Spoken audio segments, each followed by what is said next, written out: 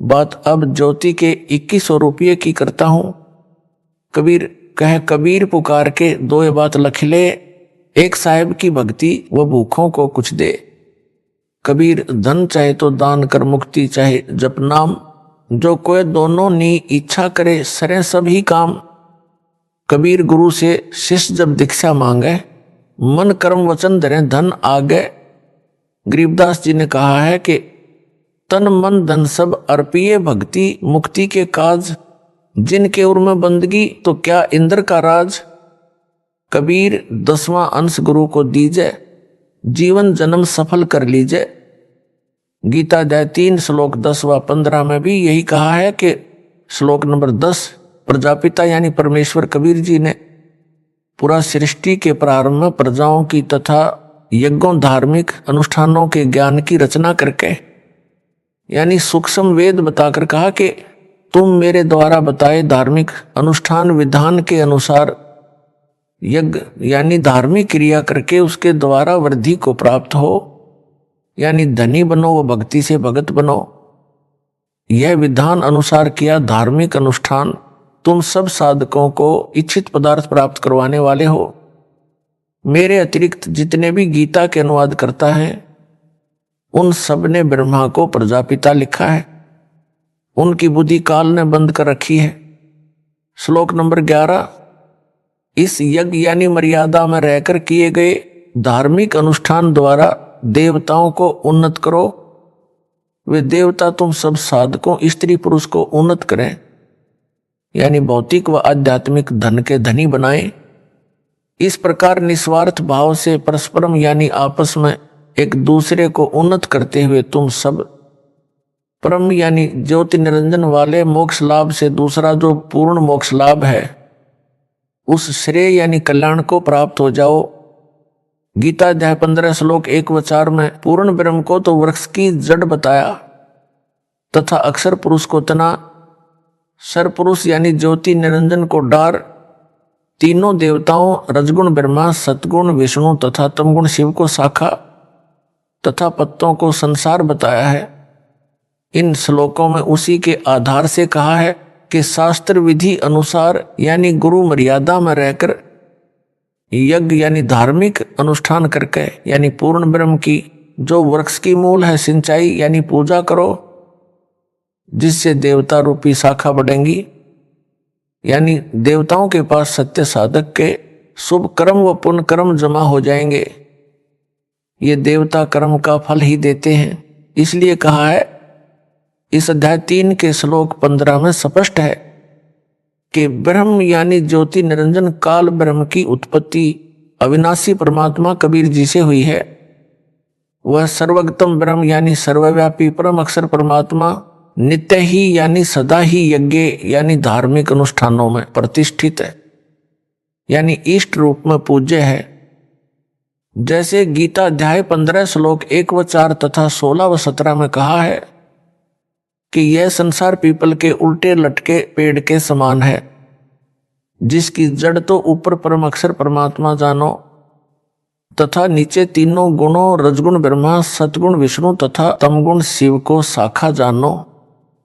जो इस संसार रूप वृक्ष के सर्व भागों को जानता है कि उस संसार रूप वृक्ष का तना कौन देव है, डार कौन देव है, जड़ कौन प्रभु है, शाखाएं कौन देवता है, पत्ते क्या कहे हैं। जो व्यक्ति तम यानी उस संसार रूप वृक्ष को इस प्रकार विस्तार से वेद यानी जानता है, वह संत वेदवित यानी वेद के तात्पर्य को जानने वाला है, यानी तत्वदर्शी संत है। कबीर परमेश्वर जी स्वयं सतगुरु बनते हैं तथा तत्वज्ञान बताते हैं। परमेश्वर कबीर जी ने बताया है कि कबीर अक्षर पुरुष एक पेड़ है, निरंजन वाकी डार, तीनों देवा शाखा है, पात रूप संसार। इसका विस्तृत वर्णन पहले इसी पत्र समझा है तो सिर दर्पाओं में कर दिया है। यहाँ पर अध्याय 3 के श्लोक 10 व 15 का इसी प्रकरण से संबंध है, इसलिए आंशिक वर्णन करना अनिवार्य था। वह किया है ताकि इनका यथार्थ भाव पढ़ने वाले को आसानी से समझ आ जाए।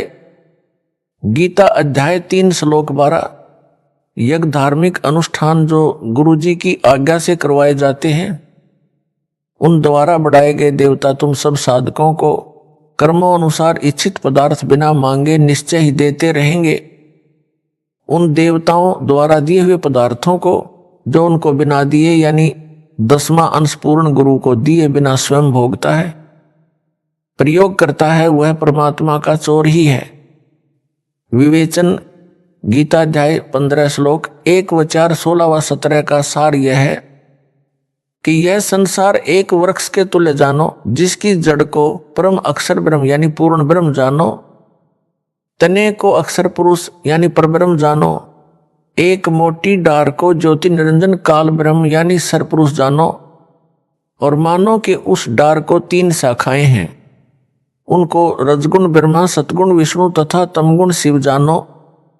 इन तीनों शाखाओं को जितने पत्ते लगे हैं उनको संसार के जीव जंतु मानो जानो। पौधे से पेड़ बनता है, जैसे बीज बोया पौधा बना, उस पौधे की मूल रूट को जल डाला यानी सिंचाई की तो पौधे के सब अंग तना डार शाखा व पत्ते विकसित हुए, पौधा पेड़ बना, फिर शाखाओं को फल लगे, बिना मांगे ही फल अपने पेड़ से मिलने लगे, पक पक कर गिरने लगे। ये एक उदाहरण है। गीता में लिखे प्रसंग को दास ने ठीक से समझा और समझाया है, जो वर्तमान तक किसी ऋषि, महर्षि व देवताओं को समझ नहीं आया था। यह संजय दिल्ली अज्ञानी को तर्क देता है कि रामपाल को ज्ञान नहीं है, वह पेड़ की जड़ को पूर्ण ब्रह्म बताता है। संजय स्वयं मूर्ख है, उसे सब मूर्ख लग रहे हैं, मूर्ख को सब मूर्ख लगते हैं। दास ने कहा है कि ना तो पेड़ पूर्ण ब्रह्म है, ना उसकी जड़ यानी रूट, ना मिट्टी जिससे पेड़ को पोषक तत्व प्राप्त होता है। यह तो प्रकरण वश उदाहरण देकर गीता में तथा सूक्ष्म वेद में अध्यात्म ज्ञान समझाया है, जो दास ने सुलझाया यानी सरल किया है। गीता अध्याय 3 श्लोक 13, जो भगत जन व भगत मतियां पूर्ण गुरु सतगुरु द्वारा किए धार्मिक अनुष्ठान में पूर्ण ब्रह्म यानी परम अक्षर ब्रह्म को इष्ट मानकर प्रतिष्ठित करके भोग लगाया जाता है, फिर शेष बचे प्रसाद को खाते हैं, वे सब पापों से मुक्त हो जाते हैं। जैसे पहला पाप दान ना करना, दूसरा पाप गुरु के अतिरिक्त अन्य को दान करना, जो कुपात्र को दिया दान भी पाप है, उसका कोई लाभ नहीं मिलता। विष्णु धर्म के प्रवर्तक बाबा जम्बेश्वर जी ने कहा है कि कुपात्र को दान देना ऐसे व्यर्थ जाता है जैसे रही की जमीन में बीज बोना। सुपात्र को दिया दान ऐसे लाभ देता है जैसे उपजाऊ ढहर भूमि में बीज बोना। तीसरा पाप निर्धारित धन दान न करना, जैसे यह दास ज्योति हवन यज्ञ के लिए 1.25 किलोग्राम गाय या भैंस का घी दान करने को कहता है। फिर यह भी विधान है कि 10वां अंश सच्चे व पूर्ण गुरु को दान करना चाहिए, वह ना किया तो भी पूर्ण लाभ नहीं मिलता।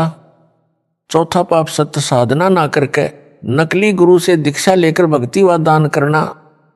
पूर्ण ब्रह्म की पूजा ना करके देवी देवताओं को इष्ट रूप में पूजना 5वां पाप है। भूत विद्या वालों के पास जाना यह 6ठा पाप है। तीर्थों पर पूजार्थ जाना आदि आदि अनेकों पाप है। उपरोक्त सब पापों से मुक्ति भक्तों भगत मतियों को दिलाने के लिए ज्योति यज्ञ के लिए दास रामपाल दास 2100 रुपये दान करने को कहता है तथा अखंड व खुला पाठ करवाने की भी प्रेरणा करता है, ताकि धीरे धीरे 10वां अंश भी गुरु को दान हो जाए। भगत को एक बार 10वां अंश अधिक लगता है। इस विधि से उनको पापों से बचाता है। सन 2015 के बाद हालात सामान्य होने के पश्चात प्रतिवर्ष परमेश्वर कबीर जी के प्रगट दिवस पर विशाल भंडारा किया जाता रहा है। सन 2019 में तो हरियाणा तथा मध्य प्रदेश में दोनों जगह भंडारा किया गया था, जिसमें करोड़ों रुपए का पुण्य किया गया तथा जंतर मंत्र दिल्ली में लगातार 3 वर्ष भंडारा किया। सन 2020 में कोरोना महामारी के कारण कोई कार्यक्रम नहीं किया गया, तो भी टीवी चैनल पर परमात्मा का प्रगट दिवस मनाया, पाठ किया। अब 23 सितंबर 2020 से 3 आश्रमों में लगातार पाठ किए जा रहे हैं। आगे महीने में एक आश्रम में 2 पाठ 5-5 दिन के किए जाएंगे, जो दास की आज्ञा से किए जा रहे हैं, महापुण्य प्रदान करेंगे। इसके अतिरिक्त भूखों को घर घर जाकर भोजन सामग्री बांटी जा रही है। कबीर परमेश्वर जी ने कहा है कि कबीर पुकार के 2 बात लख ले, एक साहिब की बंदगी और भूखों को कुछ दे। अर्थात कबीर परमेश्वर जी का आदेश है कि भगत पूर्ण गुरु की शरण में जाए और उसको 10वां अंश दान करे। वह भक्ति कराता है तथा भूखों को भोजन व्यवस्था भी करवाता है। भूखे परिवारों को भोजन देते हैं। जैसे वर्तमान में पूरे विश्व में कोरोना महामारी का प्रकोप है, जिसके कारण पूरे भारत में लॉकडाउन हुआ, जिस कारण से कोई व्यक्ति धन उपार्जन का कार्य नहीं कर पा रहा। मजदूर व उनके बच्चे भूख से व्याकुल हुए। उनके लिए मेरी आज्ञा से मेरे प्रिय विश्वसनीय सब भगत व भगतमती, शिष्य व शिष्या दान कर रहे हैं। मेरी आज्ञा से मेरे द्वारा गठित कमेटी के सदस्य उस दान हुए रुपए से आटा, चावल, दाल, नमक, तेल, छौंक के लिए व अन्य प्रयोग के लिए हल्दी, मसाला, चीनी, चाय पत्ती, साबुन आदि आदि प्रतिदिन प्रयोग में आने वाली आवश्यक खाद्य सामग्री घर घर जाकर मुफ्त बांट रहे हैं। उनको दुखी परिवार बताता है, कल से कुछ नहीं खाया है, बच्चे बिलख रहे हैं। ऐसी आपदा के समय किया गया राहत कार्य सेवादारों को सेवा का लाभ देता है, दानियों को दान का लाभ देता है। यह धार्मिक यज्ञ मेरे सुशिष्याएं सुपुत्री कर रहे हैं। किसी को दवाई नहीं मिल रही है, उसे दवा देते हैं। उन दुखियों की आत्मा दानी व सेवादारों को दुआ देती है। परमात्मा ऊपर बैठा सबके ऊपर नजर रखे हुए हैं।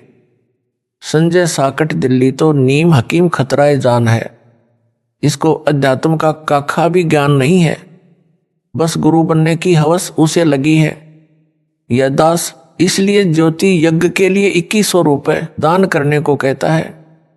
उन रुपयों का 1.25 किलो स्वदेशी घी, गाय भैंस का जो 750 रुपए का मानो, शेष 1350 रुपए से धर्म यज्ञ व आश्रम में सत्संग के समय नाम दीक्षा के लिए जो बाहर से आने वाले भक्तों व भगतमतियों के लिए आवश्यक वस्तुएं जैसे पंखे बिछाने के लिए दरीवा, मैट, आटा, चावल, चीनी, लकड़ी, तेल, गैस आदि आदि में हिस्सा लगाया जाता है।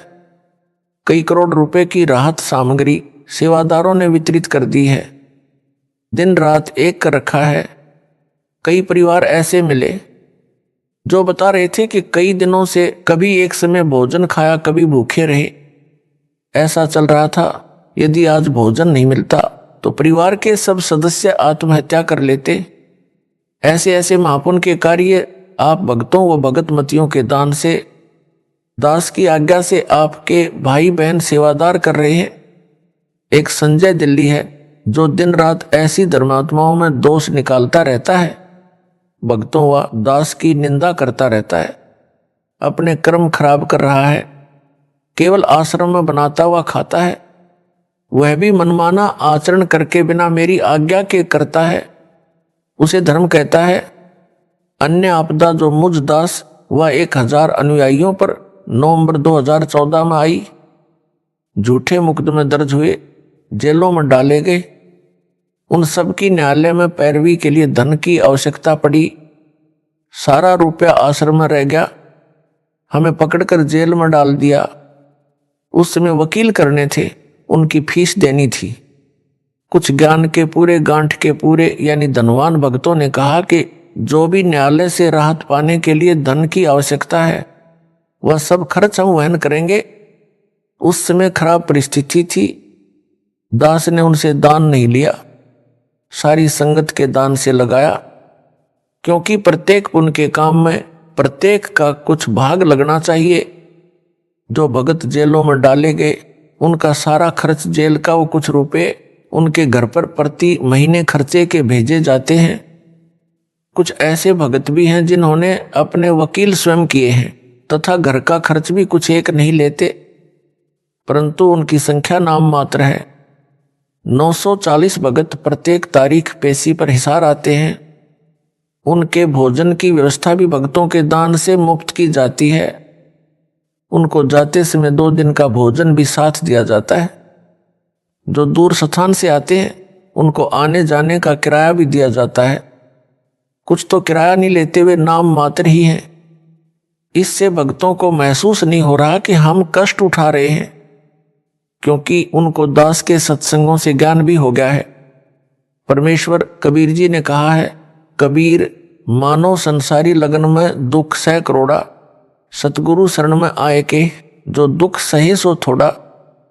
अर्थात मानो स्त्री पुरुष अपने संसारिक कार्यों में अनेकों कष्ट सहन करते हैं, मुकदमे भी होते हैं, जेलों में भी जाते हैं, यात्रा में भी गर्मी सर्दी में आते जाते हैं, पैसे भी खर्च होते हैं, समय भी व्यर्थ जाता है, कष्ट भी उठाते हैं। कभी कभी तो सर्दी के मौसम में रेलवे स्टेशन पर एक चद्दर में रात गुजारनी पड़ जाती है। किसी की पुत्र वधू ने आत्महत्या कर ली, सारा परिवार जेल में, धन खर्च कष्ट भी, घर का नाश हो जाता है। इसके विपरीत भगत परमात्मा की भक्ति, वो सतगुरु शरण में जो कष्ट उठाते हैं उनका समय व्यर्थ नहीं होता। वे भक्ति समण करते करते यात्रा करते हैं, उनका खर्च हुआ किराया धर्म माना जाता है। जो हिसार कोर्ट में केस में हाजिरी के लिए तारीखों पर आते हैं उनको आम के आम, गुठलियों के दाम दोनों मिलते हैं। जैसे अनेकों अनुयायी गुरु जी के दर्शन व जेल धाम पर दंडवत प्रणाम करने महीने में कई बार आते हैं। जो निकट के निवासी हैं, दूर दूर स्थान वाले भी महीने 2 महीने में दंडवत प्रणाम करने, संत दर्श को चलने का पुण्य लाभ लेने आते हैं। कबीर संत मिलन को चालिए तजमाया अभिमान, जो कदम आगे रखे सो सो यज्ञ समान। अर्थात कबीर परमेश्वर जी ने कहा है कि हे भगत व भगतमती, पूर्ण संत यानी अपने सतगुरु के दर्शन के लिए अपने धन व पद का अभिमान त्याग चलना।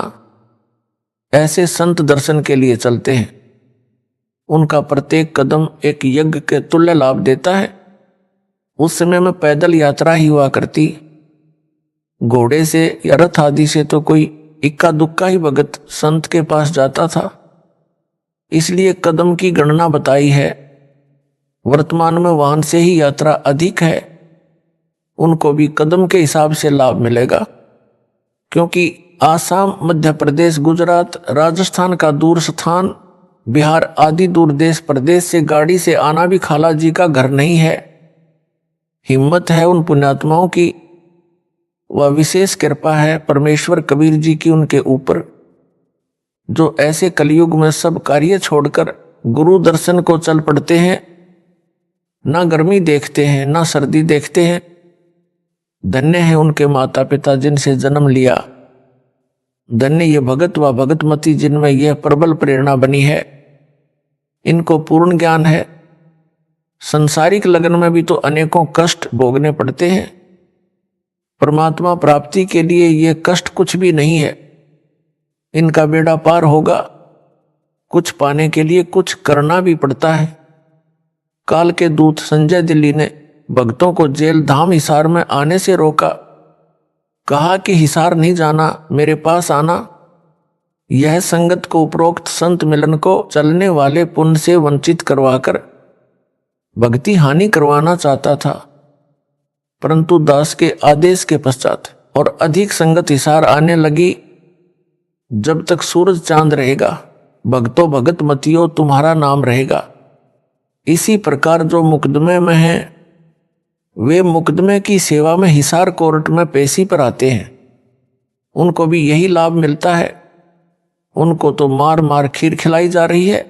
धन भाग है उनका, पूर्ण ज्ञान है उनको भी, नहीं तो विचलित हो जाते। कोई भी टस से मस नहीं हुआ है। 1-2 ज्ञान में कच्चे थे, वे उसके यानी संजय दिल्ली के जाल में फंसे हैं। गीता अध्याय 3 श्लोक 14-15 का सरलार्थ। संपूर्ण प्राणी अन्न से उत्पन्न होते हैं, क्योंकि नर मादा से उत्पत्ति उनके शरीर से निकले बीज से होती है। बीज अन्न खाने से बनता है। इसलिए कहा है अन्न की उत्पत्ति वृष्टि यानी बारिश के जल से होती है। पहले समय में सब कृषि बारिश पर निर्भर थी, इसलिए कहा है बारिश यज्ञ यानी धार्मिक अनुष्ठान जो विधि विधान से किया जाता है उससे होती है। यज्ञ यानी धार्मिक अनुष्ठान शास्त्रों में वर्णित विधि से किए कर्मों से होता है। कर्म काल ब्रह्म ने उत्पन्न किए, क्योंकि काल ब्रह्म यानी ज्योति निरंजन के लोक में सब प्राणियों को कर्म करके ही खाने पीने की सुविधाएं मिलती हैं। केवल सतलोक जो सबका निज घर है उसमें बिना कर्म किए सब सुख सुविधाएं मिलती हैं। और ब्रह्म अक्षर पुरुष यानी ज्योति निरंजन की उत्पत्ति अविनाशी परमात्मा यानी पूर्ण ब्रह्म कबीर जी से हुई जान। इससे स्वसिद्ध है कि सर्वगतम ब्रह्म यानी परम अक्षर ब्रह्म सदा ही यज्ञ यानी धार्मिक अनुष्ठान में प्रतिष्ठित है। सर्वगतम ब्रह्म का अर्थ है कि जिस परमात्मा की सत्ता सबके ऊपर है, जो सब जगह निर्बाध जा सकता है। ब्रह्मा विष्णु तथा शिव तीनों काल ब्रह्म के निज निवास 21वें ब्रह्मांड में नहीं जा सकते। ये सर्वगतम यानी सर्वव्यापी नहीं है। काल ब्रह्म यानी अक्षर पुरुष यानी परब्रह्म के लोक में नहीं जा सकता। यह भी सर्वगतम ब्रह्म यानी सर्वव्यापी परमात्मा नहीं है। अक्षर पुरुष परम अक्षर ब्रह्म के सतलोक में नहीं जा सकता, इसलिए यह भी सर्वगतम ब्रह्म यानी सर्वव्यापी परमात्मा नहीं है। परम अक्षर ब्रह्म यानी सतपुरुष कबीर जी सब लोकों में निर्बाध जा सकता है। वेद भी कहते हैं कि पूर्ण परमात्मा सबसे ऊपर के लोक में बैठा है, वहां से चलकर पृथ्वी पर आता है। रास्ते में अक्षर पुरुष का लोक भी है, उसमें भी आता है, फिर क्षर पुरुष के लोक में पृथ्वी पर आता है। संत गरीबदास जी ने भी यही कहा है कि अजब नगर में ले गए हमको सतगुरु आन, झलके बिंब अगाध गति सूते चादर तान। अमर लोक से सतगुरु आए रूप धरा कारवाना, ढूंढत ऊंट महल पर डोले बूझत साह बयाना। अर्थात कबीर परमेश्वर जी जो गरीबदास जी के सतगुरु हैं, वे मेरे को यानी संत गरीबदास जी को सतलोक से चलकर आकर गांव छुड़ानी में मिले, अपने अमरलोक यानी सतलोक में लेकर गए। हम वहां सुख की नींद सोए यानी सूते चादर तान। सुल्तान अब्राहिम को भी अमरलोक से यानी सतलोक जो परमात्मा का ऊपर सुन आकाश में निवास स्थान है उससे आए, आकर कारवाना यानी ऊंटों के पाली का रूप बनाकर मिले। राजा के महल पर प्रकट हुए, राजा से वार्ता की। इसलिए सतपुरुष यानी अविनाशी परमात्मा ही सर्वगतम ब्रह्म सर्वव्यापी सबका धारण पोषण करने वाला है। इसलिए सब यज्ञों यानी धार्मिक अनुष्ठानों में इष्ट रूप में यानी मूल रूप में पूज्य है। गीता अध्याय 15 श्लोक 16-17 में भी स्पष्ट है, जो पहले बता दिया है कि श्रेष्ठ परमात्मा उत्तम पुरुष यानी पुरुषोत्तम तो श्लोक 16 में बताए सरपुरुष और अक्षर पुरुष से अन्य यानी भिन्न ही है, जिसे परमात्मा कहा जाता है। जो तीनों लोकों में प्रवेश करके सबका धारण पोषण करता है वह अविनाशी परमेश्वर है। जो विधि विधान से धार्मिक अनुष्ठान किए जाते हैं उनका फल पूर्ण परमात्मा भगत मती की किस्मत में लिख देता है। जो सुविधा यहाँ काल ब्रह्म के लोक में सतपुरुष कबीर जी के भगत मतियों को चाहिए, उनका कर्म अनुसार भुगतान तीनों देवता ही करते हैं। ये भाग्य में लिखे को ना कम कर सकते हैं ना अधिक। जैसे कोई नौकर सेठ की नौकरी करता है तो उसकी हाजिरी लगती है, वह हाजिरी मुनीम के पास जाती है, वह नौकर को तनख्वाह देता है, वह उसको ना कम कर सकता है ना अधिक, और ना तनख्वाह को रोक सकता है। यह उदाहरण समझने के लिए पर्याप्त है। सतगुरु विमुखा युग युग रोए। सतगुरु को त्याग कर मनमाना आचरण करने वाला संसार सागर से पार नहीं हो सकता। उस आत्मा का कल्याण सतगुरु जी की शरण में रहकर मर्यादा का पालन करते हुए आजीवन भक्ति करने से ही होगा। उदाहरण, परमेश्वर कबीर जी को एक जीव को काल के जाल से निकालने के लिए बहुत लंबा संघर्ष करना पड़ता है। आप सब भगत व भगतमती जो मुझ दास से दीक्षित हो, आपके पीछे परमेश्वर कबीर जी युगों से लगे हैं आपको शरण में लेने के लिए, यानी काल ब्रह्म के जाल से निकालने के लिए इतना घोर कष्ट उठाया है। जितना सुल्तान इब्राहिम अधम को व कमाली को काल जाल से निकालने में कष्ट उठाए थे, सुल्तान अधम के लिए यानी जो सम्मन वाली आत्मा थी, कभी ऊंट वाला बने, कभी यात्री का वेश बनाया, वे नौकरानी का वेश बनाकर बाग में गए, 3 कोड़ों यानी कोरडों की चोट खाई, फिर 3 कुत्ते लेकर जंगल में लीला की, आखिर में उसे काल की दलदल से निकालकर छोड़ा। संत गरीबदास जी को कबीर परमेश्वर जी ने बताया है कि जो जन मेरी शरण है, ताका हूं मैं दास, गेल गेल लाग्या फिरूं जब तक धरती आकाश। एक ही उदाहरण आपको सब प्रमाण देगा जो इस प्रकार है। जीव को अपनी शरण में लेने के लिए परमेश्वर कबीर जी पहले जीव की शरण में स्वयं जाते हैं। प्रमाण जो कमाली लड़की शेख तकी की बेटी थी, उसको कैसे शरण में लिया और सतगुरु शरण त्याग कर उसने क्या क्या कष्ट उठाए तथा अंत में सतगुरु शरण में आकर ही मोक्ष प्राप्त किया। एक पुस्तक दास ने लिखी है आध्यात्मिक ज्ञान गंगा, उसमें परमेश्वर कबीर जी का चारों युगों में प्रकट होने वाला वर्णन है। सतयुग तथा त्रेता युग में स्वामी रामानंद यानी काशी वाले की आत्मा वेदविग व गंगाधर नाम का ऋषि था तथा कमाली वाली आत्मा उसकी पत्नी दीपिका व सूर्या नाम से थी, जो दोनों युगों में जन्मे। वे दोनों प्रत्येक युग में पति पत्नी बने, दोनों जन्मों में निसंतान रहे। उन आत्माओं को शरण में लेने के लिए परमेश्वर कबीर जी दोनों युगों में बालक रूप में उनको मिले, उनको अपने परवरिश की सेवा देकर पुनभागी बनाया। परंतु उन जीवनों में उन दोनों ने दीक्षा नहीं ली, शरीर छोड़कर दोनों स्वर्ग गए। फिर दोनों का पृथ्वी पर भिन्न स्थानों पर जन्म होता रहा। स्वामी रामानंद को भी कलयुग में शिष्य बनकर शरण में लिया। कमाली की कथा इस प्रकार है। दीपिका व सूर्या वाली आत्मा मुसलमान धर्म में राबिया नाम की कन्या के रूप में जन्मी।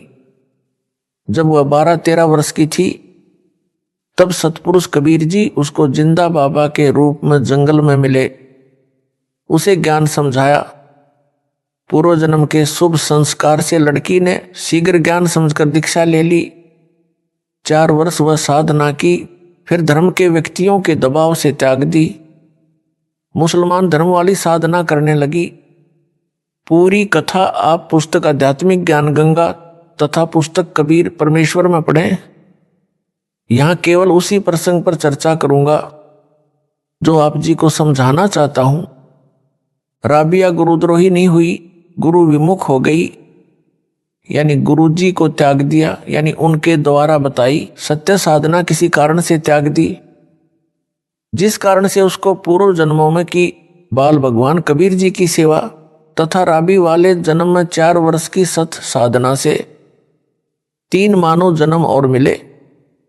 राबी वाले जन्म में विवाह हुआ, परंतु पति से मिलन भी नहीं किया, आजीवन ब्रह्मचर्य का पालन किया।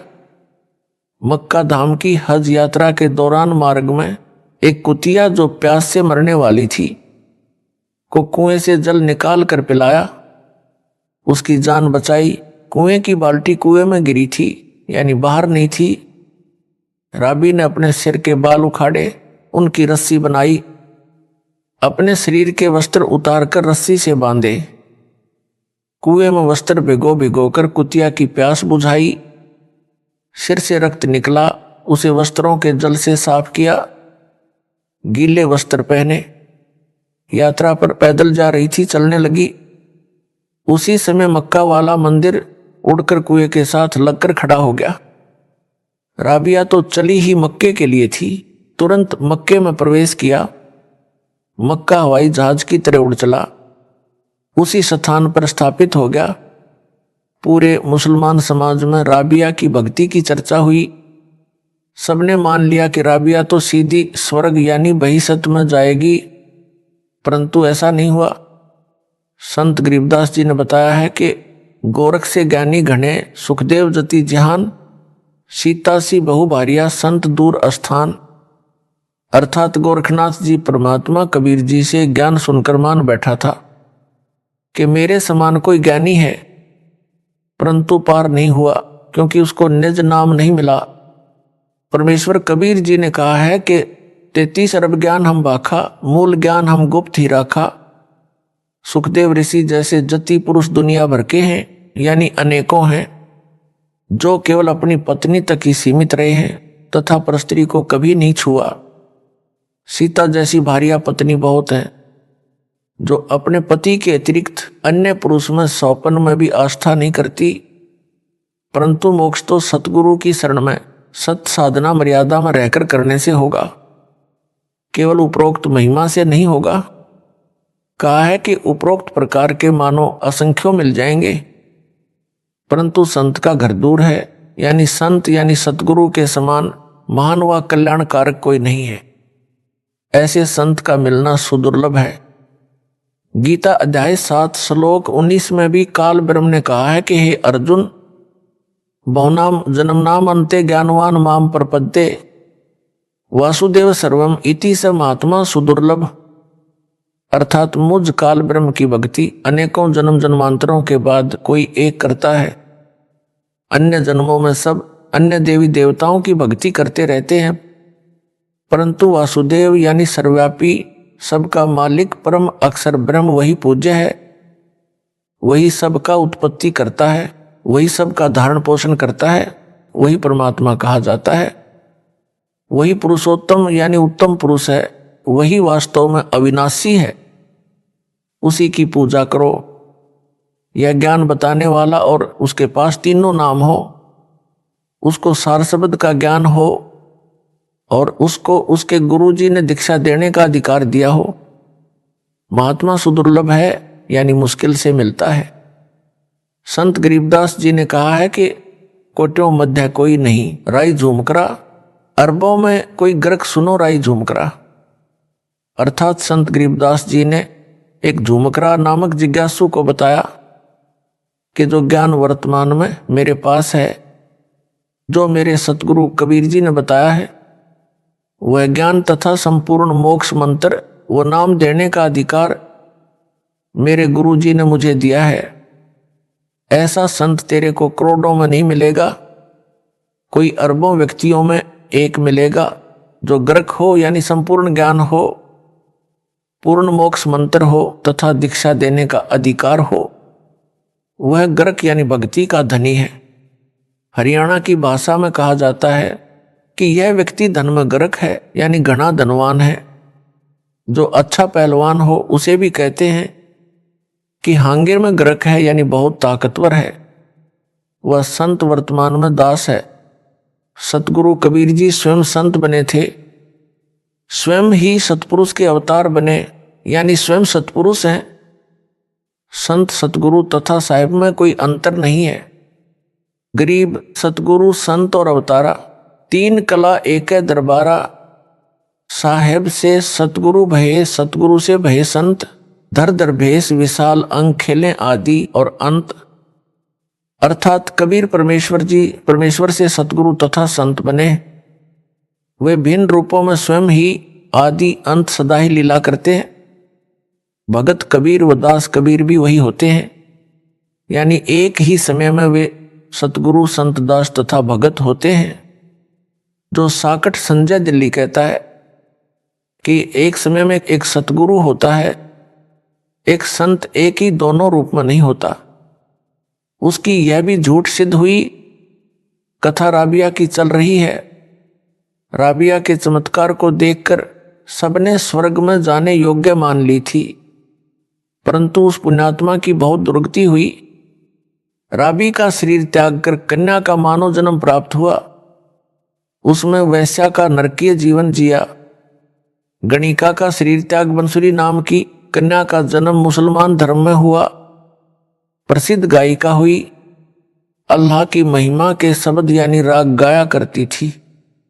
मुसलमान धर्म के अनुसार धार्मिक क्रिया किया करती।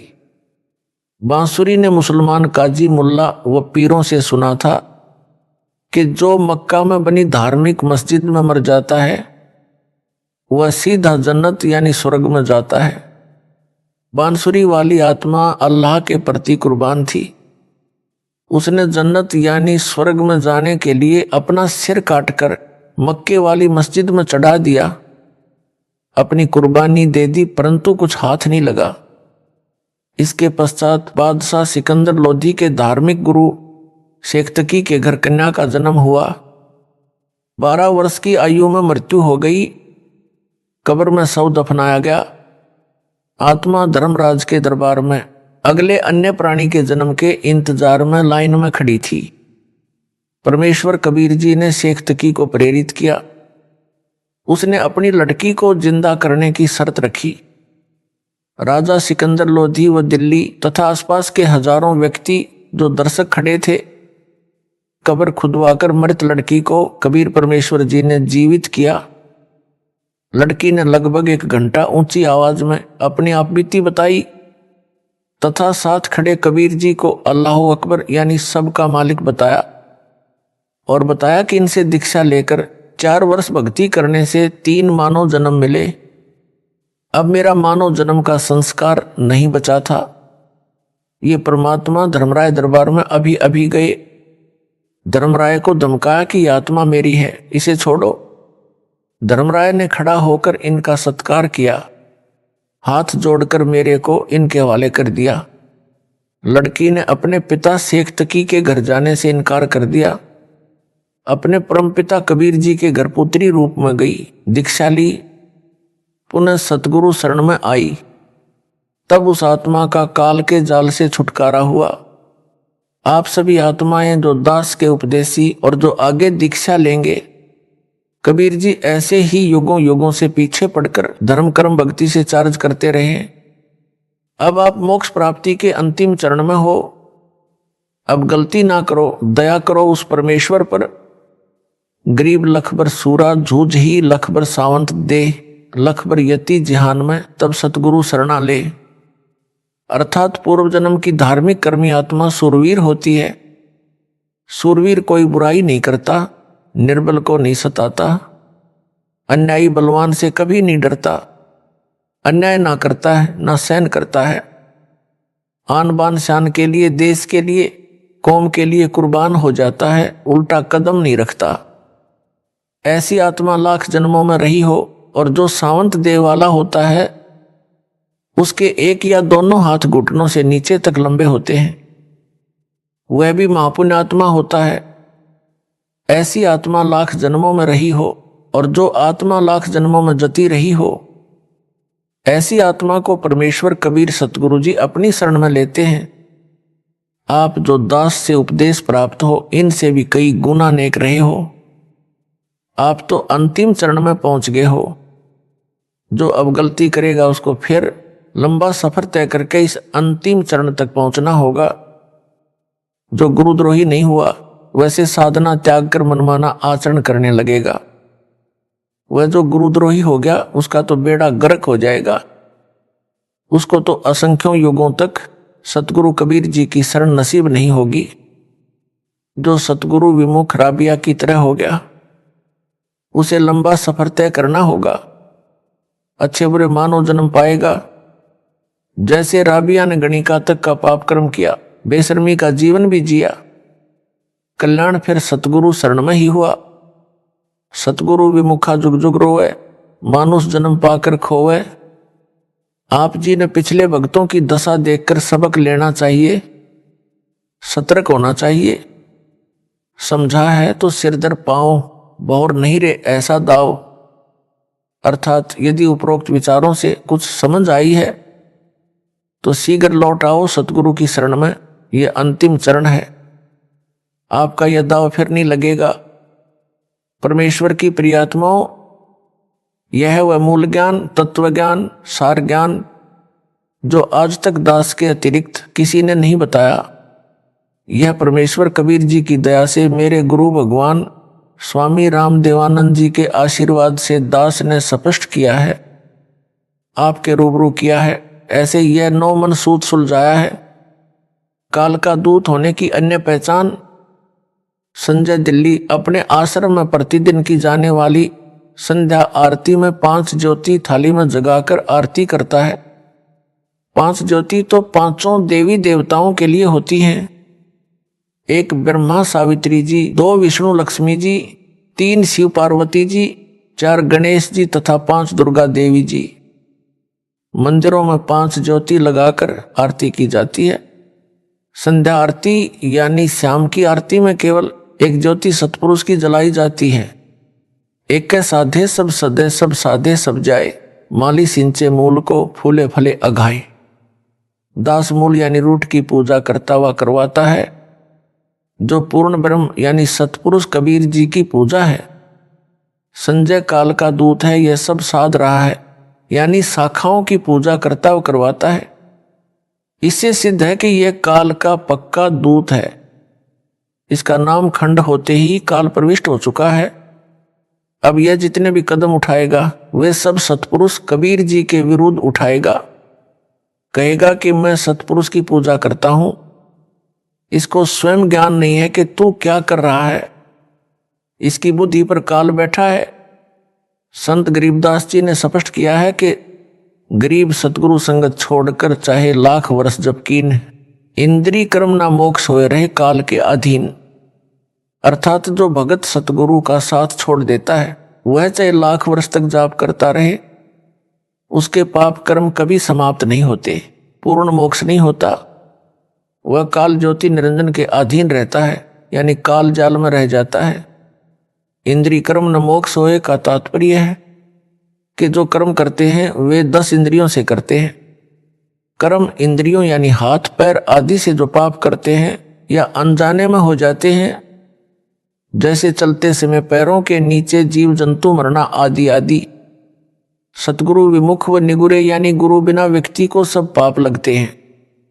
तथा ज्ञान इंद्रियों यानी आंख नाक कान जीभ यानी वचन से जो पाप कर्म होते हैं या किए जाते हैं वे कभी मोक्ष यानी क्षमा नहीं होते। वह सतगुरु संगत छोड़ने वाला भगत व भगतमती कभी काल जाल से नहीं निकल सकता। परंतु सतगुरु के भगत को अनजाने में हुए पाप नहीं लगते। संजय साकट का मूल ज्ञान संजय दिल्ली की अज्ञानता का प्रमाण। संजय अज्ञानी 5 ज्योति लगाकर आरती करना सही बताता है। उसके लिए जिस वाणी को आधार बनाता है, कहता है कि आरती में भी लिखा है। वह संध्या आरती नंबर 1 की वाणी नंबर 2 है, जो इस प्रकार है। पाती पंच पोप कर पूजा, देव निरंजन और न दूजा विवेचन। इस वाणी में पाती पंच लिखा है, जिसका अर्थ है कि 5 पत्तियों और पॉप यानी फूलों से पूजा करते हैं। यह विष्णु जी की पूजा है। 5 पत्तियां तुलसी की भी चढ़ाते हैं और बेल की पत्तियां भी देव पूजा में चढ़ाते हैं। कबीर जी कहते हैं कि जो विष्णु जी की पूजा करते हैं वे गलती पर हैं। सतपुरुष के अतिरिक्त कोई निरंजन यानी माया रहित देव यानी प्रभु नहीं है, यानी सतपुरुष के अतिरिक्त कोई पूज्य देव नहीं है। ध्यान दें, इस वाणी में पाती पंच लिखा है, ना कि बाती पंच। बाती का अर्थ ज्योति यानी बत्ती है तथा पाती का अर्थ पत्ता है। यह अज्ञानी संजय पाती का गलत अर्थ ज्योति बता रहा है। कबीर जी ने धर्मदास जी को यही बताया था। काल ने कहा है कि मैं अपने दूत तेरे पंथ में भेजकर गलत ज्ञान प्रचार करवाऊंगा। जो वाणी तो तेरी यानी कबीर जी की वाणी ही पढ़ेंगे और उनका अर्थ गलत करके तेरे अनुयायियों को सत्य पथ से भ्रमित करके मेरी यानी काल ज्योति निरंजन की शरण में रखेंगे, वे सब काल ब्रह्म के लोक में रह जाएंगे। संत गरीबदास जी ने कहा है कि भरम भक्ति ना कीजिए भाई, तुम हो काल की फर्दी माही। अर्थात संत गरीबदास जी ने कहा है कि हे भाई, तुम काल के दूत गुरु के द्वारा भ्रमित किए हो, उसके द्वारा भ्रम पैदा करके बताई गलत भक्ति ना करो। इस गलत भक्ति से तुम काल ज्योति निरंजन की फर्दी यानी फर्द में चढ़े हुए हो, यानी आप पर काल का मालिकाना हक है। जैसे जमीन खरीदने वाले ने रजिस्ट्री करवाई फिर इंतकाल करवाया, उसके पश्चात वह जमीन उस खरीदने वाले की फर्द में चढ़ जाती है तो उस जमीन का खरीददार मालिक हो जाता है। काल की फर्दी में होना, काल की जागीर होना, यानी काल के कागजों में चढ़े हो। किसी काल के दूत द्वारा भ्रमित होकर जो गलत साधना यानी भ्रम भक्ति कर रहे हो, उसे छोड़कर पूर्ण सतगुरु से दीक्षा लेकर सत्य भक्ति करो, जिसके भक्ति धन से आप काल की फर्द से निकलकर सतपुरुष की जागीर हो जाओगे, आप सतलोक चले जाओगे। आगे परमेश्वर कबीर जी की वाणी से ही प्रमाणित करता हूं कि पाती माने पत्ता और बाती माने ज्योति है। काल का दूत संजय भ्रमित कर रहा है। पाती का अर्थ ज्योति करता है, जो गलत है, यह अज्ञानी है। संत गरीबदास जी ने भी स्पष्ट किया है कि गरीब पाती तोड़ चढ़ावे अंधे, जिनके कदे ना कट हैं फंदे। गरीब बेल पत्र को तोड़ चढ़ावे करें देव पूजा, कर्म भरम करते हैं मोक्ष पंथ नहीं सूझा। यहां आरती नंबर 1 वाणी नंबर 2 में 5 पाती लिखा है, उसका अर्थ पत्ता है। संजय ज्योति अर्थ करके भरमाता है। निम्न आरती की वाणी में स्पष्ट है कि पाती तो पत्ते को कहा है, बाती ज्योति का बोधक है। कबीर परमेश्वर की ही बनाई आरती नंबर 1 है, उन्हीं की बनाई आरती नंबर 7 तथा 8 है, जिनमें पाती तो पत्ते का तथा बाती ज्योति का बोधक है। आरती नंबर 7 वाणी नंबर 3 में इस प्रकार है, तेज का थाल तेज की बाती, तेज का पुष्प तेज की पाती। आरती नंबर 8 वाणी नंबर 3 इस प्रकार है, आपे दीपक आपे बाती आपे पुष्प आप ही पाती। इन दोनों वाणियों में कबीर परमेश्वर जी ने स्पष्ट कर दिया है कि तेज का थाल तेज की बाती, बाती का अर्थ ज्योति है। रुई की बनी बाती जो दीपक में रखकर घी या तेल दीपक में डालकर जलाई जाती है, जिसे ज्योति भी कहते हैं। सतलोक में सब पदार्थ व वस्तु नूर यानी तेज से बने हैं। बेल के पत्ते, तुलसी के पत्ते भी सतलोक में नूर यानी तेज के बने हैं। जिन देवताओं की तुम पाती यानी बेल पत्र व तुलसी पत्र चढ़ाकर वो पुष्प यानी फूल चढ़ाकर पूजा करते हो, उनसे अपना कल्याण चाहते हो, वे तो सतलोक के पत्तों व फूलों से भी गए गुजरे हैं। सतपुरुष यानी मैं यानी कबीर जी सब कुछ यानी सर्वेस्वा हूं। दीपक व उसमें जलाई जाने वाली बाती यानी ज्योति तथा पाती, पत्ते व फूल सब मेरे हैं। इन दोनों वाणियों ने स्पष्ट कर दिया है कि बाती तो ज्योति का बोधक है तथा पाती शब्द पत्ते का बोधक है। दीपक की बाती रुई से बनाई जाती है, दिए में रखकर घी डालकर जलाई जाती है, तब वह ज्योति कहलाती है। जो पाती का अर्थ ज्योति करके भक्तों को भ्रमित कर रहा है, इससे सिद्ध हुआ कि संजय दिल्ली महाअज्ञानी है, नीम हकीम खतरा जान है, काल का दूत है। परमात्मा की वाणी का गलत अर्थ करके भोले भक्तों व भगत मतियों को भ्रमित करके अपने जाल में फंसाकर नरक ले जाना चाहता है। इससे बचो। कबीर जी ने कहा है कि चोर चुरावे तुंबड़ी गाड्डे पानी माही, वह गाड्डे वो ऊपर आवे यूं सच्चाई छानी नाही। यदि कोई किसी का तुम्बा यानी सूखा मतीरा चुराकर जल में दबाता है तो वह जल में डूबता नहीं, न दबता है, ऊपर आता है। इसी प्रकार कोई सच्चाई को दबाने की कोशिश करता है तो वह कभी सफल नहीं होगा। इससे सिद्ध हुआ कि संजय दिल्ली झूठा है। गरीब झूठे गुरु के आश्रय कदे ना उधरे जीव, सच्चा सतगुरु कबीर है आदि परम गुरु पीव।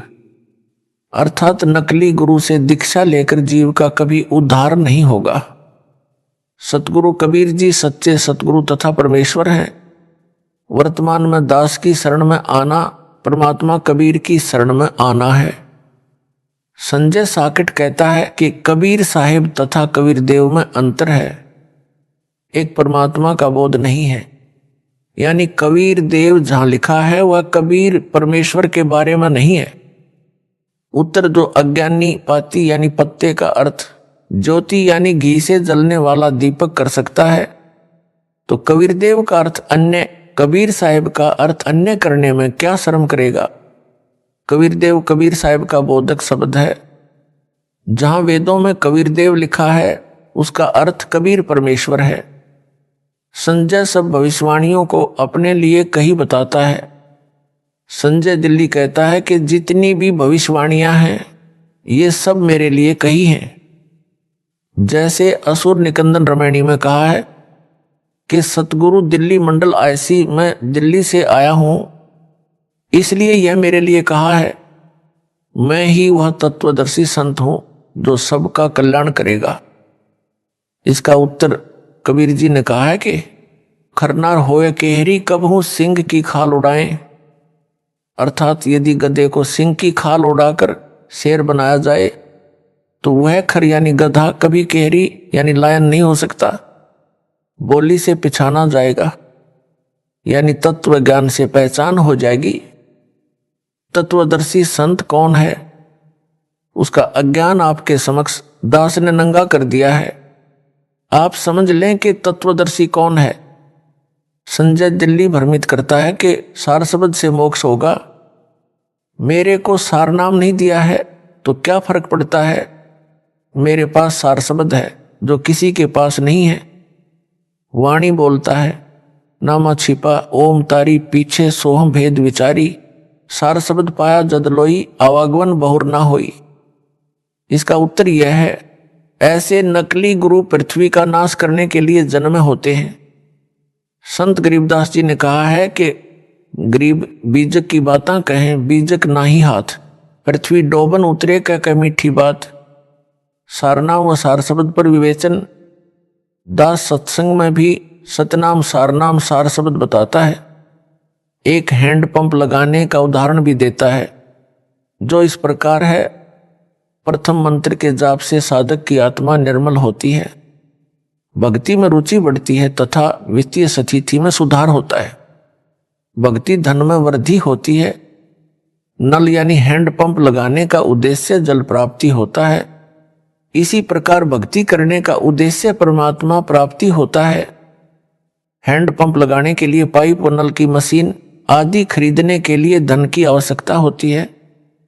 जिसके पास रुपया है वही नल लगवा सकता है। भक्ति रूपी नल के लिए प्रथम मंत्र की कमाई से पाइप खरीदी जाएगी, यानी सतनाम मिलेगा, जिसका श्वास उश्वास से जाप किया जाता है। जैसे पाइप को जमीन में लोअर करने के लिए बोकी यंत्र से बोर बनाना होता है। बोकी जमीन के अंदर बाहर चलाई जाती है। जब बोर जल तक पहुंच जाता है तो मिस्त्री यानी गुरुजी नल की मशीन लगा देता है। मशीन को सारनाम जानो, सारनाम का सुमिरन करना होता है। जैसे जल निकालने के लिए नल की मशीन का हैंडल पकड़कर उसे बाहर भीतर चलाना होता है, तब जल मिलता है। सारनाम का सुमिरन करने से परमात्मा मिलता है। परमात्मा सार शब्द है। परमात्मा प्राप्त करवाना सार शब्द देना है। भगत को सतनाम व सारनाम की कमाई पूरी करवाकर उसे सार शब्द दिया जाता है। यह सार शब्द देना है। संजय साकट दिल्ली मेरी सत्संग की वीडियो से वाणी सुनकर विद्वान बना फिरता है। कहता है कि नामा छिपा ओम तारी पीछे सोहम भेद विचारी, सार शब्द पाया जद लोई आवागवन बहुर ना होई। इसका अर्थ करता है कि सार शब्द से जन्म मरण मिटेगा, सारनाम की क्या आवश्यकता है। वाणी में सारनाम नहीं लिखा जो ऊपर बताई है। सीधा सार शब्द पाया जद लोई आवागवन बहुर ना होई। झूठ बोलता है कि वह सार शब्द मेरे यानी संजय के पास है। वाणी बोलता है कि 33 अरब ज्ञान हम भाषा, मूल ज्ञान गुप्त ही रखा। दास द्वारा विवेचन, यही तो गुप्त ज्ञान है जो किसी को नहीं बताया, केवल रामपाल दास को बताया है। संत गरीबदास जी की वाणी है, सोहम ऊपर और है सत सुकृत एक नाम। अर्थात ओम से ऊपर सोहम, सोहम से ऊपर सारनाम, सारनाम से ऊपर सार शब्द, यानी कबीर परमात्मा मिलेगा। जैसे ऊपर नल के उदाहरण में बोकी बाहर भीतर लगाना, यानी सतनाम का जाप करने से पानी तक पाइप पहुंची। मशीन को सारनाम मानो, उसका भी सुमिरन करना है, यानी मशीन भी हैंडल से चलानी है, फिर पानी मिलेगा, यानी सार शब्द मिलेगा, अर्थात सतपुरुष कबीर मिलेगा। यह सार शब्द है। इस शब्द में नामा छिपा ओम तारी में सारनाम जानबूझकर संत गरीबदास जी ने नहीं लिखा। जैसे ब्रह्म वेदी में मूल कमल का मंत्र यानी नाम लिख दिया, स्वाद कमल का नाम लिख दिया, नाभि कमल का नाम लिख दिया, हृदय कमल का नाम लिख दिया, कंठ कमल का छोड़ दिया। फिर पूरा मंत्र संत गरीबदास जी ने आगे कहीं लिख दिया। इस अनाड़ी संजय दिल्ली ने मेरे से दीक्षा में प्रथम मंत्र ना लिया होता तो यह ब्रह्म वेदी पढ़कर कहता कि कंठ कमल का नाम कहीं जपने का नहीं है। वाणी भी बोल देता कि देखो हृदय कमल तक के नाम है, कंठ कमल का जाप नहीं है, इसकी कोई आवश्यकता नहीं है। फिर इस अज्ञान को तत्व ज्ञान कहकर भोले भक्तों को गुमराह करता संजय साकट दिल्ली वाला मेरे रामपाल दास के सत्संगों से शब्द की वाणी सुनकर अपने को तत्वज्ञानी बताता है। यह अज्ञानी संजय दिल्ली एक शब्द की वाणी अपने अज्ञान को तत्वज्ञान सिद्ध करने के लिए कहता है कि संत गरीबदास जी ने कहा है, दिव्य दृष्टि खुली हमारी, सार शब्द से टोया वो, गरीबदास गायत्री लापी, शीश पीठ जम रोया वो। मैं उस संजय दिल्ली से प्रश्न करता हूं कि हे नकली तत्वदर्शी, तू गायत्री लापी का अर्थ बता। वह गायत्री बता जिस गायत्री के लापने से काल सिर कूटकर होता है। यही तो गुप्त ज्ञान है, यह रहस्य है जो यह दास सार शब्द देते समय उजागर यानी डिस्क्लोज करता है। दिव्य दृष्टि कैसे खुलेगी दास बताता है, सतनाम व सार नाम के जाप से दिव्य दृष्टि खुलेगी, फिर सार शब्द से पूर्ण ब्रह्म मिलेगा। संजय दिल्ली मेरे सत्संग की वीडियो तथा ऑडियो सुनकर व उन भोले भक्तों को सुनाकर अपने को तत्वदर्शी संत सिद्ध करने की कुचेष्टा कर रहा है। ऊपर लिखी वाणी तो बोलता है, प्रभावित करने के लिए भगत मान लेते हैं कि संजय को सार शब्द का पता है। दास का कहना है कि इसको सार नाम ही नहीं मिला है, सार शब्द तो दूर की कौड़ी है। यह तो उस श्रेणी का पाखंडी है जिनके बारे में कबीर जी ने कहा है कि करनी तज कथनी कथे, अज्ञानी दिन रात कुकर ज्यों भौंकत फिरे, सुनी सुनाई बात। गरीबदास जी ने वाणी में कहा है कि यह सार शब्द है, लहा जाए तो लहिए, यानी समझ सके तो समझ ले। जो डोट लगाए हैं इस स्थान पर वाणी में सार शब्द लिखा है, इस पत्र में नहीं लिखूंगा। यह सार शब्द दास देता है, यानी परमात्मा को प्राप्त करवाता है। हे अज्ञानी, हे ढोंगी, बता तेरा तत्व ज्ञान इससे भिन्न कौन सा है जिसे सार शब्द कह रहा है। कबीर परमेश्वर ने कहा है कि संतों शब्द शब्द बखाना, शब्द फांसा सब कोई, शब्द भेद नहीं पहचाना। ओम भी शब्द है, सोहम भी शब्द है। वाणी सोहम शब्द हम जग में लाए, सार शब्द हमने गुप्त छिपाए, यानी सोहम भी शब्द है। सोहम का एक धुनात्मक शब्द भी है, सार नाम भी शब्द है। जैसे सोहम शब्द सार नाम भी शब्द है, सार शब्द भी शब्द है। शब्द को पहचानना है, कौन सा शब्द कितना लाभदायक है। संत गरीबदास जी ने कहा है कि सार शब्द को खोज कर शब्द में बैठे, यह है वह गुप्त भेद मूल ज्ञान। कहा है कि सार शब्द मिलने के बाद भी कुछ और करना है, तब मोक्ष होगा। इसका भेद दास यहां नहीं खोलेगा, क्योंकि यह है वह मूल ज्ञान, गुप्त ज्ञान। संजय साकट दिल्ली बता इस वाणी का भेद।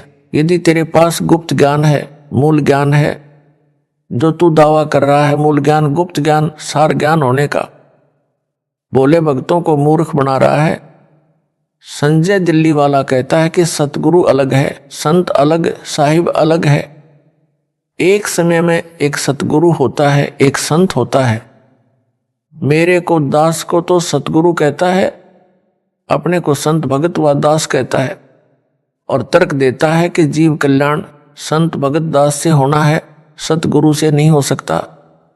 मैं यानी संजय सबके कष्ट दूर करूंगा, यह भी इसकी झूठ है।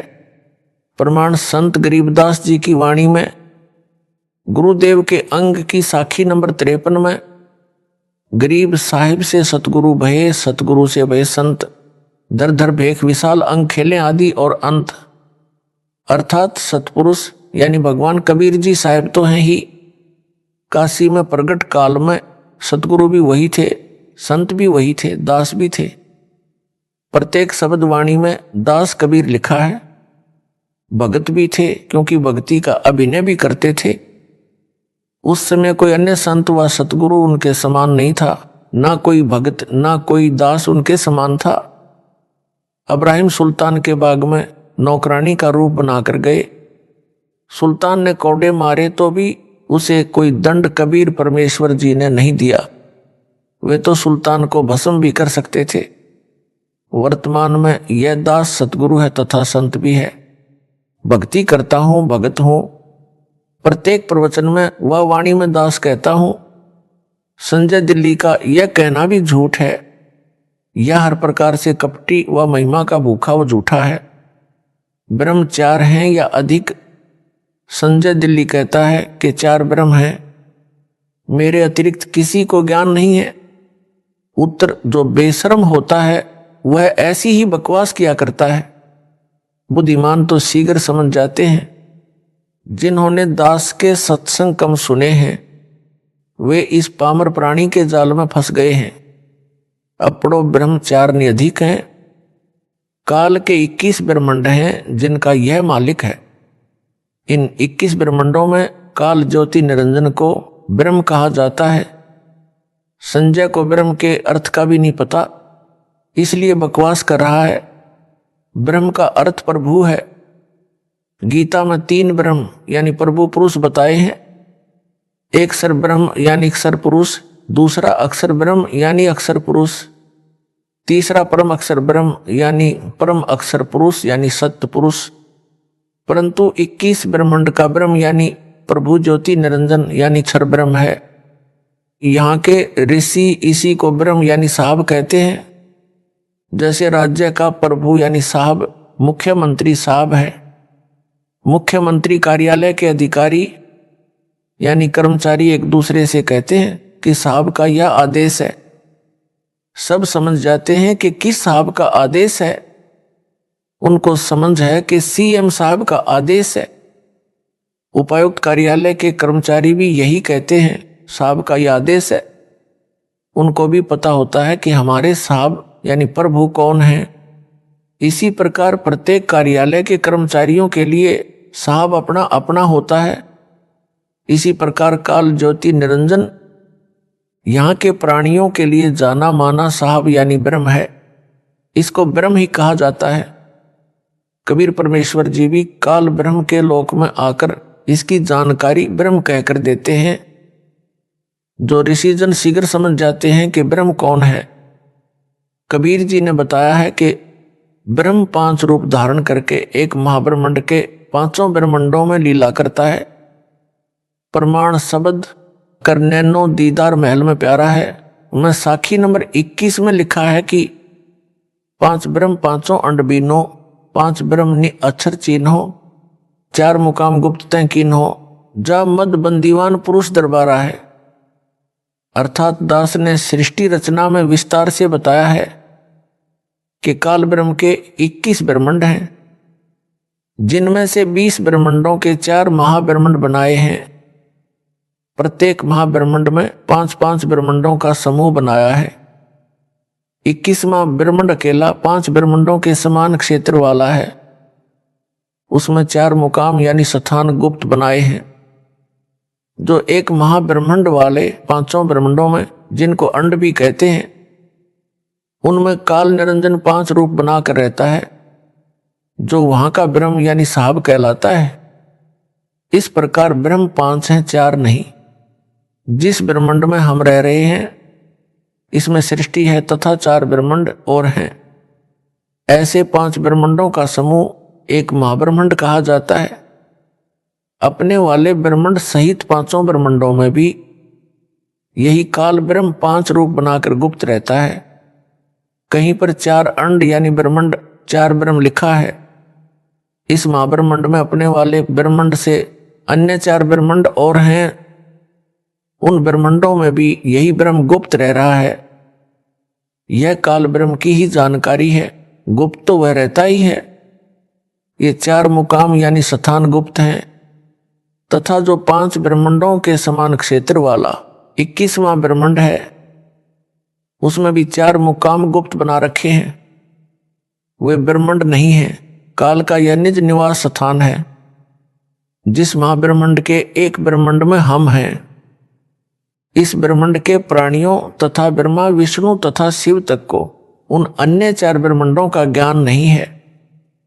इसलिए कहीं 4 ब्रह्मांड तथा 4 ब्रह्म लिखा है। इनको भी 4 गुप्त मुकाम कहा जाता है। 21वें ब्रह्मांड में भी 4 मुकाम गुप्त हैं। इस अज्ञानी संजय दिल्ली ने कहीं पर 4 ब्रह्म पढ़ लिया, उससे तत्वदर्शी बन बैठा। जिस ब्रह्मांड में हम हैं, इस महाब्रह्मांड के मध्य वाले ब्रह्मांड में कुछ जीव काल ने भ्रमित करके रखे हैं। वे मान रहे हैं कि यह सतलोक है, यही तो काल जाल है, यही तो वह गुप्त ज्ञान मूल ज्ञान है जो दास से अतिरिक्त किसी को ज्ञान नहीं। फिर भी हमने तो पूर्ण ब्रह्म का ज्ञान रखना है।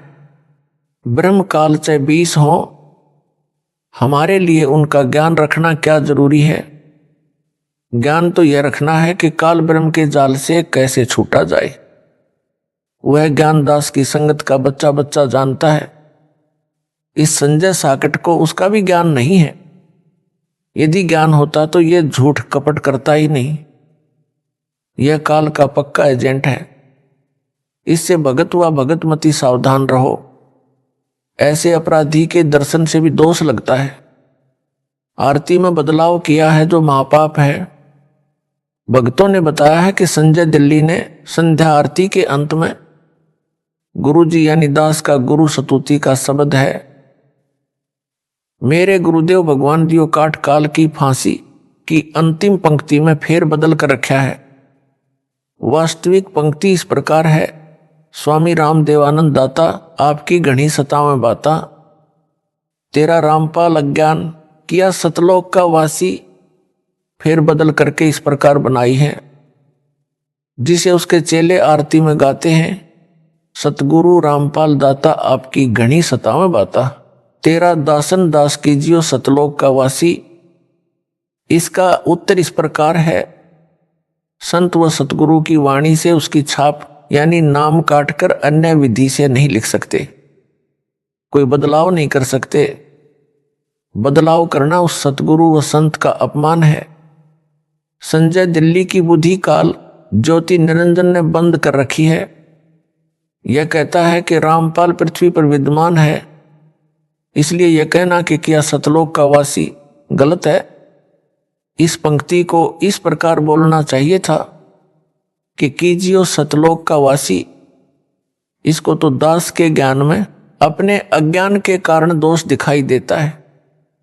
बात करता है मेरे को तत्व ज्ञान मूल ज्ञान है, जिसका किसी को ज्ञान नहीं। जैसे संत गरीबदास जी ने कहा है कि दास गरीब कबीर का चेहरा, सतलोक अमरपुर डेरा। संत गरीबदास जी पृथ्वी पर विद्यमान थे तथा उसी समय कहा है कि मैं सतगुरु कबीर जी का चेहरा यानी दास हूं। मेरा डेरा यानी निवास सतलोक यानी अमरपुर में है, यानी मैं सतलोक का वासी हूं, जो मेरे सतगुरु कबीर जी ने सतलोक का वासी किया हूं। अज्ञानी संजय तो है ही काल का एजेंट। इसने तो वाणी के अर्थों का अनर्थ करके बताना ही है, क्योंकि इसने नरक में जाना है। जो अज्ञानी है उनकी जड़ बुद्धि यानी पत्थर के समान जड़ है। वे इन तत्व ज्ञान से भरी अमृतवाणियों को कैसे समझ सकते हैं? उनमें एक संजय दिल्ली है। यदि यह दास इस वाणी में इस प्रकार बदलाव करे, दास रामपाल स्वामी रामदेवानंद का चेहरा कीजियो सतलोक अमरापुर डेरा, कैसा लगेगा? संत गरीबदास जी का अपमान, परमात्मा कबीर जी का अपमान है, जो महापाप का कारण हो जाएगा। इसी प्रकार दास के गुरु स्तुति शब्द में फेर बदल करके संजय जालिम ने घोर अपराध किया है। मैंने किसी को नाम देने की आज्ञा नहीं दे रखी, ना आज्ञा दूंगा। दास ने किसी को नाम देने की आज्ञा नहीं दे रखी है। यह दास किसी को नाम देने की आज्ञा नहीं देगा। कलयुग में मेरे पश्चात मेरे यथार्थ कबीर पंथ यानी कबीर सागर में कबीर वाणी अध्याय में लिखा 13वां पंथ यह है, जो दास से चला है, यानी मेरे अतिरिक्त कोई गुरु नहीं होगा। कबीर जी के पंथ यानी यथार्थ भक्ति मार्ग का नाश स्वयंभू गुरुओं ने किया। काल के दूत घुस गए, जगह जगह आश्रम बनाए। भारत देश में दया धर्म की कमी कभी नहीं रही है। दानवीर अनेकों रहे हैं, वर्तमान में भी हैं, जो भावना में बहकर नकली असली को ना पहचान कर दोनों हाथों दान करते हैं। इसी कारण से आगे किसी को गुरु पद नहीं दिया जाएगा। जैसे ईसा मसीह जी के बाद कोई गुरु नहीं हुआ। यह पंथ कितना फैला, विश्व में छाया है। हजरत मोहम्मद जी के बाद कोई गुरु नहीं बना। यह पंथ कितना फैल गया। सिख पंथ में 10वें सिख गुरु श्री गोविंद सिंह जी ने भी आगे गुरु पद बंद किया। उसके बाद सिख पंथ विश्व में फैल गया। अब यही निर्णय दास ने लिया है। आगे से मेरा वीडियो वाला इलेक्ट्रॉनिक शरीर ही सबको नाम देगा, ज्ञान देगा। सन 2008 से इसी शरीर में दास नाम दीक्षा वीडियो से दे रहा है। लाखों अनुयायियों ने इसी इलेक्ट्रॉनिक यानी नूरी स्वरूप से दीक्षा ली है। सबको अद्वितीय लाभ हुए हैं और हो रहे हैं, आगे भी होते रहेंगे। आप जी साधना व अन्य टीवी चैनलों पर प्रतिदिन सत्संग में भक्तों तथा भगत मतियों के अपने मुख से सुनते हो। आगे भी कलयुग में इसी विधि से नाम दीक्षा दी जाती रहेगी। दास सतलोक चला जाएगा तो भी यही इलेक्ट्रॉनिक शरीर सत्संग करेगा तथा दीक्षा देता रहेगा। सबको इसी प्रकार लाभ होता रहेगा, कष्ट निवारण भी होगा। मोक्ष तो होना ही है, जो सतपुरुष कबीर जी की भक्ति का मूल उद्देश्य है। मैं यानी दास किसी को नामदान यानी दीक्षा देने की आज्ञा नहीं दूंगा। यह सत्संगों में कई बार दास ने बोला है। कबीर पंथ का बिगाड़ स्वयंभू गुरुओं ने ही कर रखा है।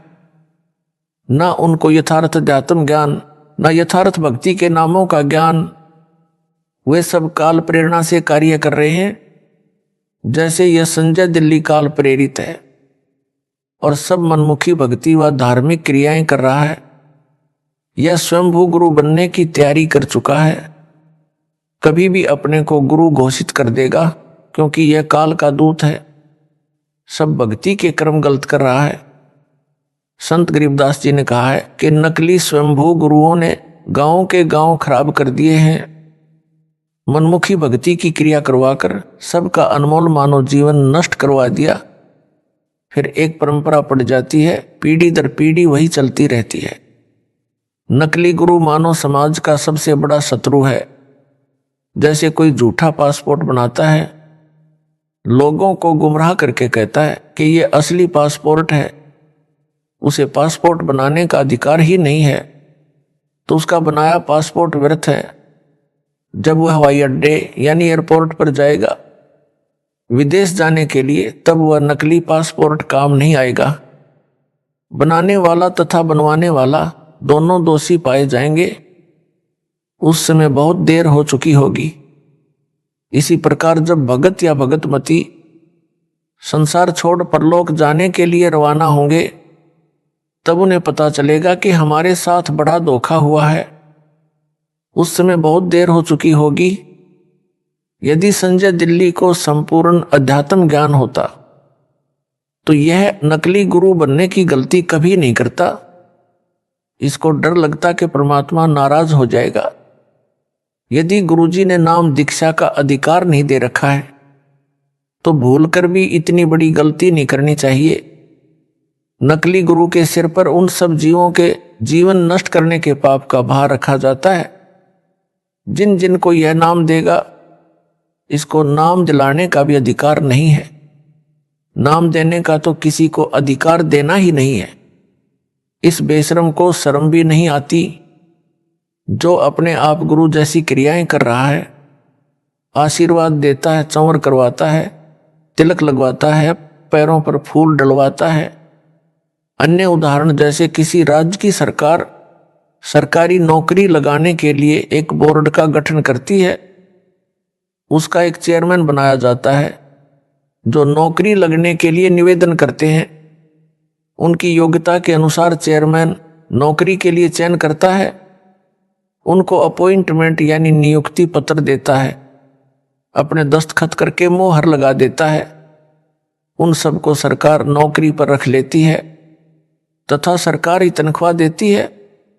यदि कोई धोखेबाज असली जैसा नियुक्ति पत्र बनाकर कुछ व्यक्तियों को नियुक्ति पत्र देता है, उनसे रुपए रिश्वत में लेता है, उसका नियुक्ति पत्र कहीं काम नहीं आएगा, उसको सरकार दंडित करेगी। ठीक इसी प्रकार जो अनधिकारी गुरु बनकर दीक्षा देता है या दीक्षा दिलाता है और दान के रुपए लेता है, परमात्मा उसे दंडित करेगा।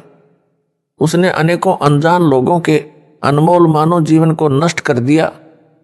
संत गरीबदास जी ने कहा है कि गरीब गुरुआं गाम बिगाड़े संतो, गुरुआं गाम बिगाड़े, ऐसे कर्म जीव कहला दिए इब झड़े नहीं झाड़े।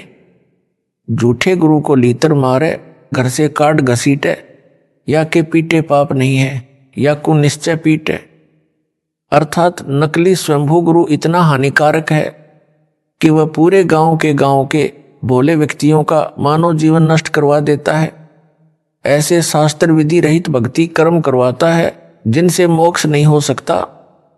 पूरा गांव उसी गलत साधना पर दृढ़ हो जाता है, समझाने से भी नहीं छोड़ता। नरक में जाते हैं, प्रेत का जीवन जीते हैं, मां कष्ट उठाते हैं। संजय गिल्ली मृत्यु के बाद भूत बनेगा, इसकी समाधि उसी गांव में बनाई जाएगी। फिर इसके अनुयायी उस यादगार की पूजा किया करेंगे। ऐसे यह जालिम अनेकों मानवों का जीवन नष्ट करेगा। यह प्रेत बनकर यहीं रहेगा। ऐसे जालिमों से मानव को बचाने के लिए परमात्मा ने दास से यह यथार्थ कबीर पंथ प्रारंभ करवाया है, जो उन्होंने 600 वर्ष पूर्व ही बता दिया था, वही आज सफल हुआ है। इसमें यह संजय दिल्ली नामक कीड़ा लगा है। इससे बचाव के लिए यह पत्र एंटीबायोटिक यानी रोगनाशक औषधि का काम करेगा। जो इसको मन लगाकर पड़ेगा उसी पर असर करेगा, उसका मानव जीवन नष्ट होने से बच जाएगा। मानव जीवन बहुत अनमोल है। इसके एक श्वास की कीमत इतनी है जो परमेश्वर कबीर जी ने बताई कि कबीर कहता हूं कहीं जात हूं, कहूं बजाकर ढोल। श्वास जो खाली जात है वह 3 लोक का मोल। अर्थात मानव शरीर प्राप्त प्राणी के एक श्वास की कीमत तीनों लोकों स्वर्ग पाताल व पृथ्वी लोकों के समान है। यह श्वास बिना सत्य भक्ति के खाली जाता है तो मानव को अत्यधिक हानि होती है। जो नकली झूठे गुरुओं से दीक्षा लेकर भक्ति व दान आदि करते हैं उनको भी यही हानि होती है। यही श्वास यदि पूर्ण गुरु जो दीक्षा देने का अधिकारी है तथा यथार्थ नाम जाप को देता है, उससे दीक्षा लेकर स्मरण में लगाया जाए तो उस सतनाम के श्वास उश्वास के एक जाप से कितना कीमती हो जाता है, वह संत गरीबदास जी ने बताया है। सतनाम पालडे रंग होरी हो, 14 लोक चढ़ावा राम रंग होरी हो, 3 लोक पासंग धरे रंग होरी हो, तो ना तुले तुलाया राम रंग होरी हो। अर्थात पूर्ण सतगुरु जो सत्य दीक्षा देने का अधिकारी है, उससे दीक्षा लेकर सतनाम का एक स्मरण श्वास उश्वास से किया जाए तो उसकी इतनी कीमत हो जाती है जो वाणी में बताई है। उसको इस प्रकार समझें, तराजू जिसे तखड़ी यानी बैलेंस भी कहते हैं, गांव में तो आज भी घरों में प्रयोग होती है।